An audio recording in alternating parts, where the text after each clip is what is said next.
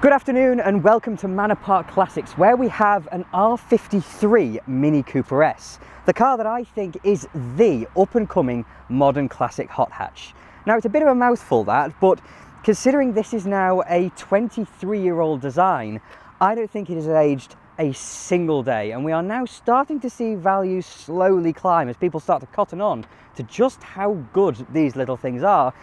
Never mind the fact that they look absolutely brilliant, but it also has a very interesting historical mechanical story behind this car, one that means that realistically it shouldn't have worked quite as well as it did.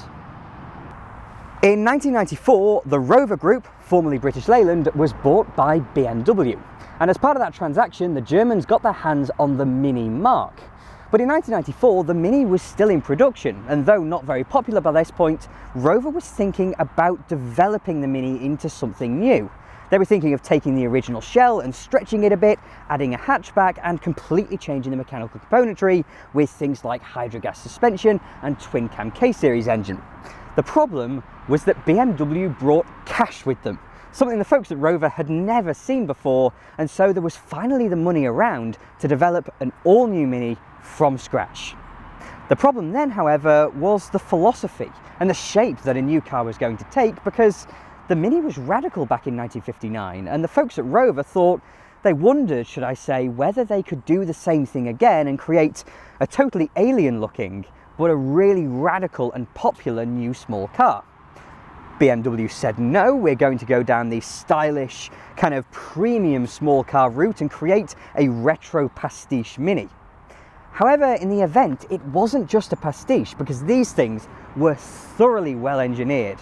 And though not as practical as an original Mini, though not as efficient as an original Mini, these things are absolute nirvana for a car enthusiast who loved the Mini back in the 60s and in the early 2000s wanted something new.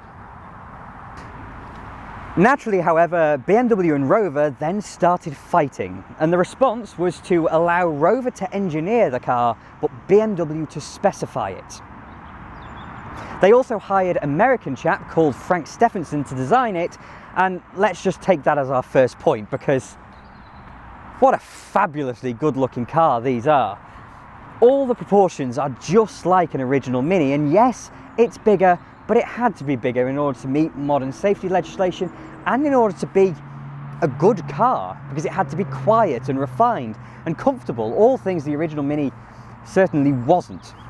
Funnily enough, Frank Stephenson also ended up doing the Fiat 500 in 2007, another retro pastiche car that was just an absolute bit of styling genius, if I'm honest. I think this is the better of the two of them, but they have both stood the test of time so incredibly well.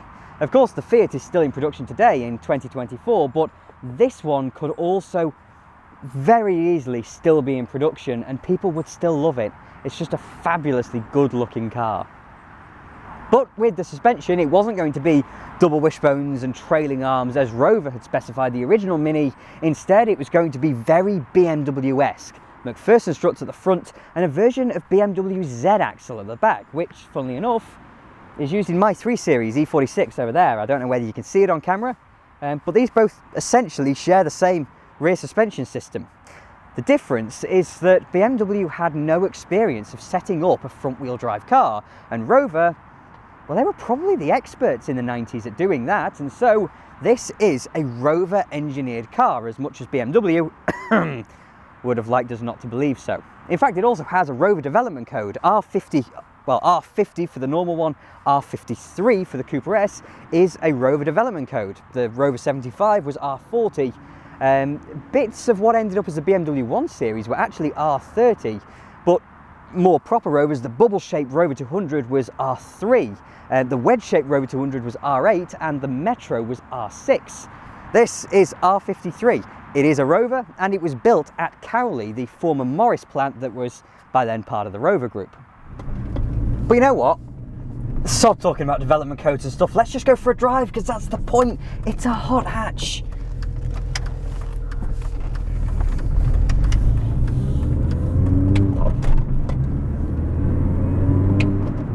The first thing that is immediately obvious with any R50 Mini, never mind an S, is the character. The windscreen is virtually upright, and this interior is just joyous with the big centre instrument and then your little tachometer in front of you. It all feels quite airy in here, but very chunky. It just feels a little bit like a Tonka toy. Sounds slightly strange to say in such a small car, but it just feels rugged.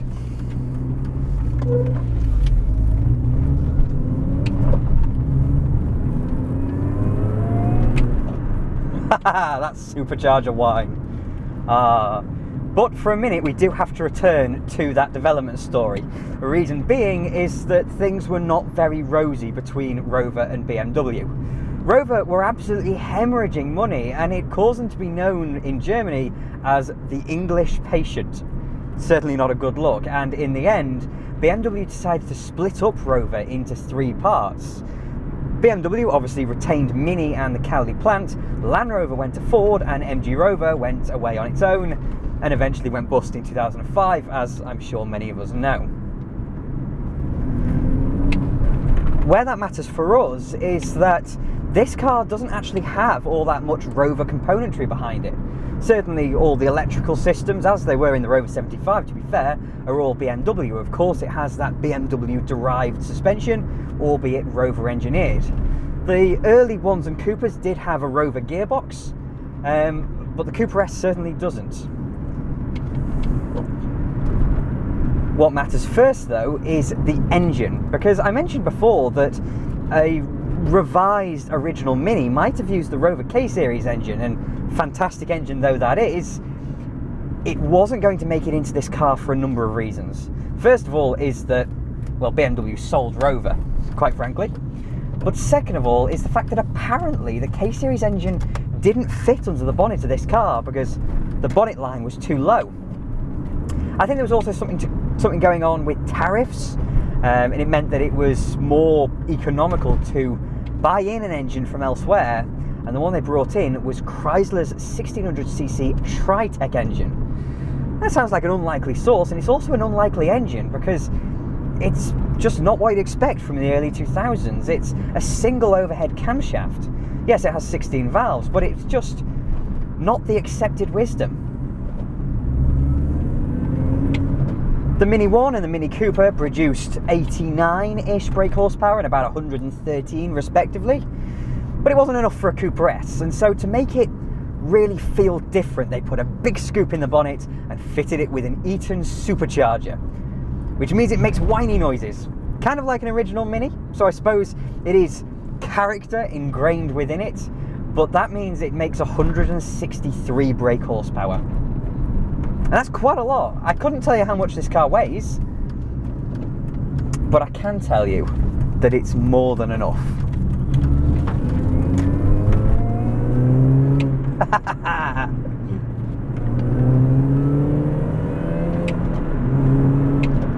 Yeah, that's quite quick. It's quick car.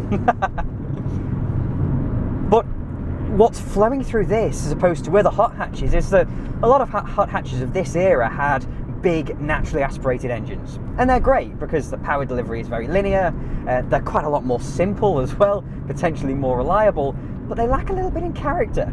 This has character in spades.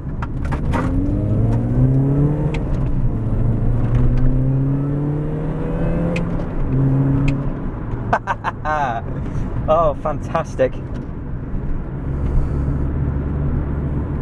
So that character is not only shown up in the styling, but also in the suspension. It kind of lollops down the road like an original Mini did.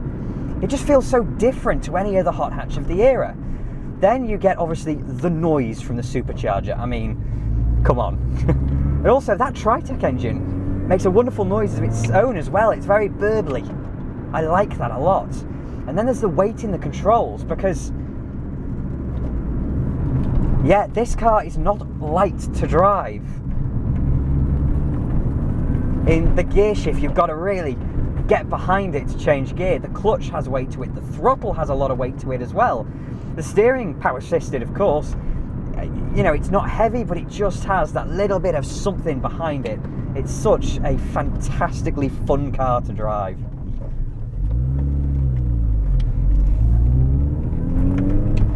It does make a great noise. But before, I think I mentioned the gearbox, and the Cooper S does not use the same Rover R65 gearbox as the one on the Cooper. Instead, it uses a Getrag unit that's 6-speed.